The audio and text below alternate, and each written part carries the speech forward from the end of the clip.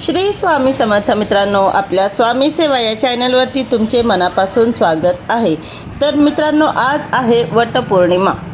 आज आपल्या सगळ्या महिलांसाठी खूप आणि खूप आनंदाचा, विशेष, स्पेशल तयार होण्याचा आणि आपला आनंद व्यक्त करण्याचा आणि सगळ्यात महत्त्व म्हणजे आपल्या पतींवरचं प्रेम जाहीर करण्याचा दिवस आहे। आता पतींवरचा प्रेम जाहीर करण्याचा एक खास काही असा विशेष दिवस नसतो, पण कसं असतं ना मित्रांनो, रोजच्या संसारिक जीवनामध्ये ना नवरा बायकोचं एकमेकांवरती कितीही प्रेम असू द्या, पण वादविवाद वगैरे होत असतात आणि वादविवाद होत असताना आपण बरंच काही बोलून जातो, म्हणजे असं होतं, प्रत्येकाचंच आहे ते। तर ह्या सगळ्या गोष्टी तर रेग्युलरच होत असतात, पण एवढ्या सगळ्या कामांमध्ये, जिम्मेदाऱ्यांमध्ये, धावपळींमध्ये कधी असं इतका वेळ कधीच भेटत नाही की आपण त्यांना असं बसून सांगू शकू की आम्हाला तुमची किती काळजी आहे किंवा आम्ही तुमच्यावर किती प्रेम करतो, किंवा प्रेम व्यक्त करण्याचा इतका वेळ हल्लीच्या जीवनात कोणालाच मिळत नाही। तर तसं बघायला गेलं तर प्रत्येक बायको ही आपल्या पतीवर प्रेम करत असते, त्याच्यावरती जीवापाड प्रेम करत असते, नुसतं प्रेम नाही, आणि त्यांची काळजी करत असते। आणि प्रत्येक स्त्रीला वाटतं की माझे पती आयुष्यभर सुखी राहावेत आणि या जन्मात नाही तर येणाऱ्या पुढच्या 7 जन्मात देवा मला हाच नवरा दे, असे प्रत्येक पत्नीला वाटत असतं। पण दररोजच्या ज्या धावपळीच्या जीवनामध्ये वादविवाद होत असतात, चालतं ते। हा आजचा जो आपला वटसावित्रीचा हा दिवस यासाठीच खास आहे महिलांसाठी की त्या दिवशी ते प्रेम व्यक्त करण्याचा एक मौका भेटतो आपल्याला। आणि या व्यतिरिक्त छान सुंदर तयार व्हायचं, पुन्हा आणखी मैत्रिणींसोबत थोडा टाईम स्पेंड करायला मिळतो, कारण आपण मैत्रिणींसोबतच बाहेर जातो ना मित्रांनो। बाहेर म्हणजे वडाच्या झाडाची पूजा करण्यासाठी। पूजा पण होते आणि आपल्याला आपल्या ज्या मैत्रिणी आहेत त्यासुद्धा भेटतात, त्याच निमित्ताने थोडंसं त्यांच्याशी आपण वेळ स्पेंड करतो त्यांच्यासोबत। तर हे झालं की बाबा धावपळीच्या जीवनामधून आपल्याला कशा प्रकारे आपण एकमेकींना भेटून मग थोडीफार गप्पा होतात, मग थोडेफार खेळ होतात, मग आता ते सगळं झालंच म्हणा। आता बोलूया वटसावित्रीच्या पूजेबद्दल। तर मित्रांनो, वटसावित्री ही जी पूजा आहे ती आपण का करतो हे तर मी थोडक्यात आता सांगितलंच आहे, पण पुन्हा एकदा व्यवस्थित पद्धतीने सांगते। तसं तर सगळ्यांनाच माहिती आहे, पण काही अशा विशेष गोष्टी आहेत ज्या माहिती असाव्यातच मित्रांनो। वटसावित्रीची पूजा याच्या मागे जी कहाणी, जी गोष्ट आहे ती तर बहुतेकांना माहिती असेल, पण तरीही मी तुम्हाला सांगते।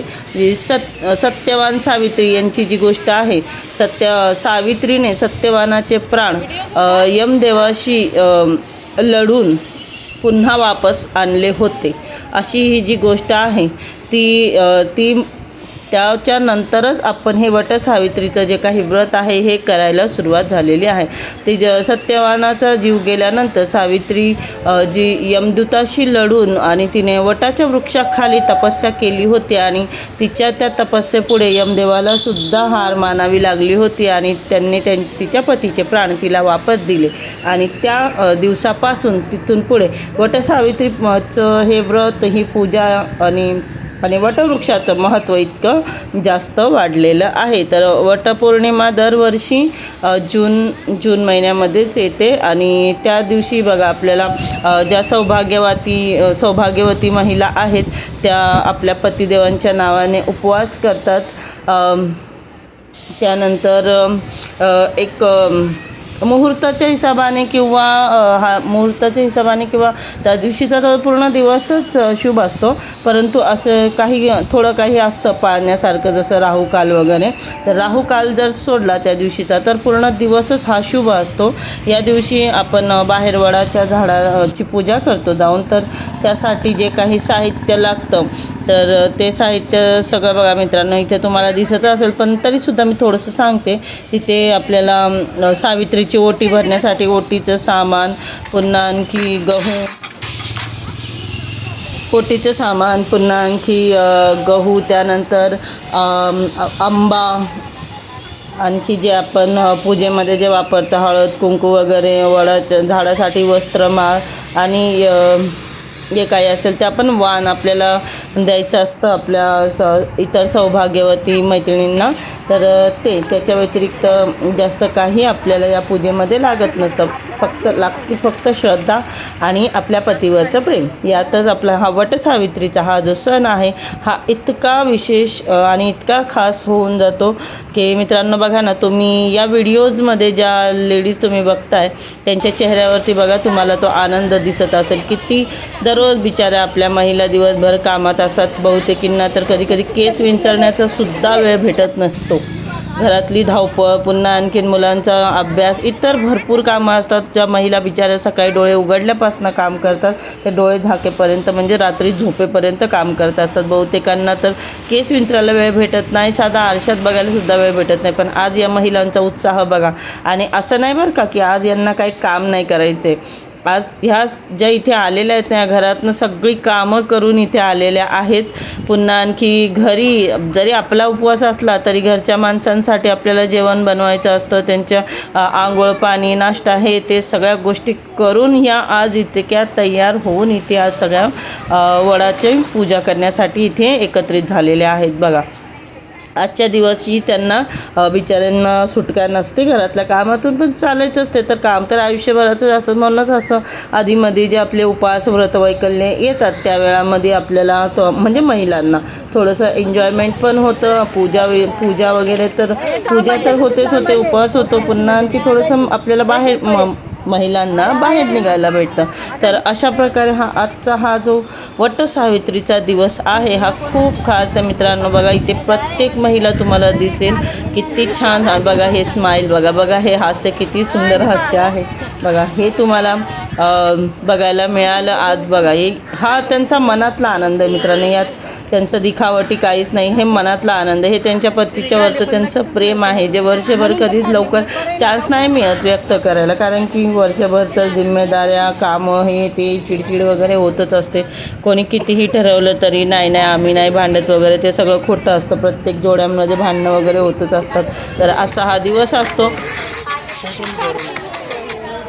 तर चला आजचा हा जो दिवस आहे त्या सगळ्या आपल्या मैत्रिणींना एन्जॉय करू द्या.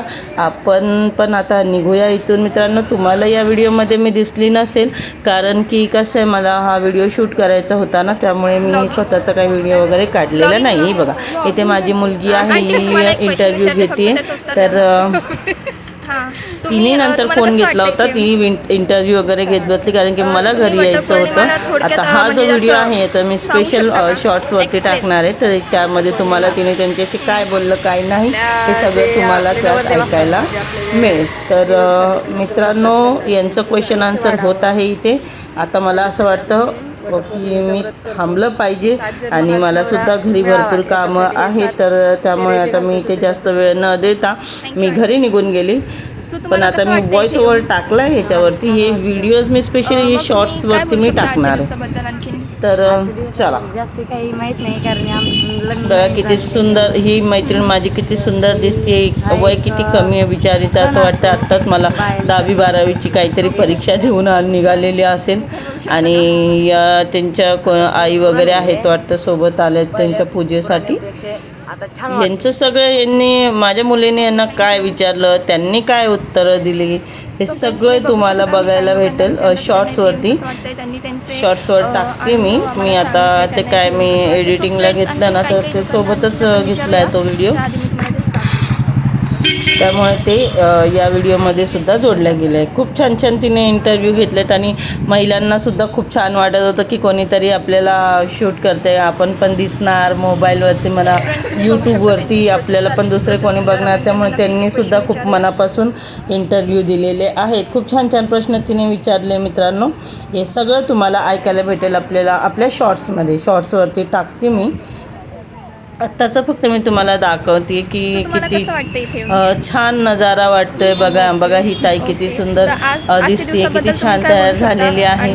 आणि ती बिचारी मला असं वाटतंय की त्यांना पण असं इंटरेस्ट आला आहे की कोणीतरी माझा व्हिडिओ शूट करते. बिचारे आपल्या महिला रात्रंदिवस काम करत असतात. कुठेतरी त्यांना खुश करायला जास्त काय नाही लागत हो. त्यांना थोडंसं इम्पॉर्टन्स दिलं ना की खुश होतात. तुम्ही आम्ही आपण सगळे प्रत्येक महिला दरवेळी त्यांना असं विशेष काही करण्याची गरज नसते. बिचाऱ्या छोट्या छोट्या गोष्टीमधूनच आपली खुशी व्यक्त करत असतात. तर मित्रांनो बघा, हा होता आपला आजचा वटपौर्णिमेचा ब्लॉग. मी तुम्हाला व्हिडिओमध्ये दिसणार नाही कारण की मी थोड्या याच्या आधीचं जे पूर्ण होतं ते मी शूट केलेलं आहे, त्यामुळे तुम्हाला मी ह्या व्हिडिओमध्ये दिसणार नाही. तर मित्रांनो चला, ही बघा हिने किती काय काय प्रश्न विचारलेले आहेत. हे एक मोठं सस्पेन्स आहे माझ्यासाठी सुद्धा. 7 फेऱ्यामधून आपण बोलू शकतो. तर चला आपण पण थांबूया इथे आणि आता आपण यांना एन्जॉय करू देऊया आणि आता आपण पण निघूया. चला भेटूया पुढच्या व्हिडिओत.